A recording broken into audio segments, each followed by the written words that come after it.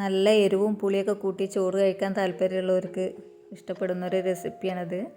കൂടുതൽ മുളകൊക്കെ കയ്യിൽ കിട്ടുമ്പോൾ ഇതൊന്ന് ട്രൈ ചെയ്ത് നോക്കൊണ്ടു. അടിപൊളിയാണ്.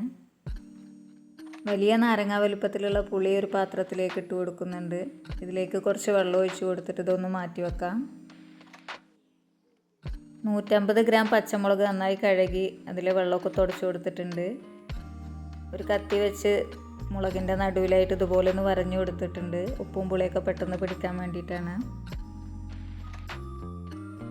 അപ്പോൾ ഇതൊരു മൺചട്ടിയിലാണ് ഞാൻ ഉണ്ടാക്കിയെടുക്കുന്നത്. അതിനായിട്ട് സ്റ്റൗവിൽ ഒരു മൺചട്ടി വെച്ച് കൊടുത്തിട്ടുണ്ട്. അതിലേക്ക് എണ്ണ ഒഴിച്ച് കൊടുക്കുകയാണ്. എണ്ണ ചൂടായി വരുമ്പോൾ അതിലേക്ക് ഒരു 1/4 ടീസ്പൂൺ കടുക് ഇട്ട് കൊടുക്കാം. കടുകെല്ലാം പൊട്ടി തുടങ്ങുമ്പോൾ 2 തണ്ട് കറിവേപ്പില കൂടി ഇട്ട് കൊടുക്കുന്നുണ്ട്. ഇതിലേക്ക് 1/4 ടീസ്പൂൺ മഞ്ഞൾപ്പൊടിയും 1/4 ടീസ്പൂൺ കായത്തിൻ്റെ പൊടിയും കൂടി ചേർത്ത് കൊടുക്കാം.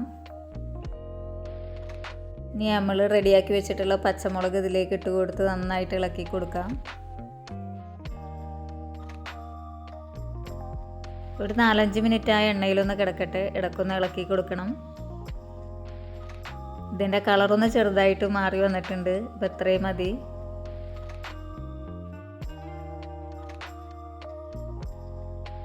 നമ്മൾ വെള്ളത്തിലിട്ട് വെച്ചിരുന്ന പുളി നന്നായി തിരുമ്മി പിഴിഞ്ഞ് ഈ മുളകിലേക്ക് ഒഴിച്ചു കൊടുക്കാം.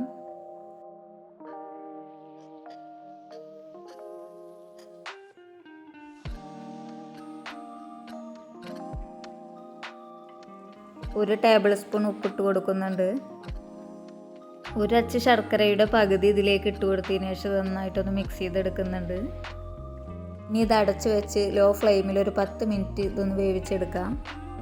ഇപ്പോൾ ഒരു 10 മിനിറ്റ് കഴിഞ്ഞിട്ടുണ്ട്. പുളിയൊക്കെ മുളകിലേക്ക് പിടിച്ചിട്ടുണ്ട്. ഇതിൻ്റെ ചൂട് പോകുമ്പോൾ ഒന്നുകൂടെ കുറുകി വരും.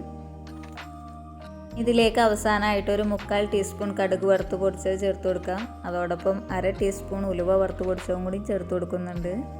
ഇത് നന്നായിട്ടൊന്ന് ഇളക്കി കൊടുത്തതിന് ശേഷം ഫ്ലെയിം ഓഫാക്കി കൊടുക്കാം. അപ്പോൾ ഇത്രയേ ഉള്ളൂ. പെട്ടെന്ന് ഉണ്ടാക്കിയെടുക്കാൻ പറ്റും. വീഡിയോ ഇഷ്ടമായിട്ടുണ്ടെങ്കിൽ തീർച്ചയായിട്ടും ലൈക്ക് ചെയ്യുക, കമൻറ്റ് ചെയ്യുക, സബ്സ്ക്രൈബ് ചെയ്യുക. Thank you.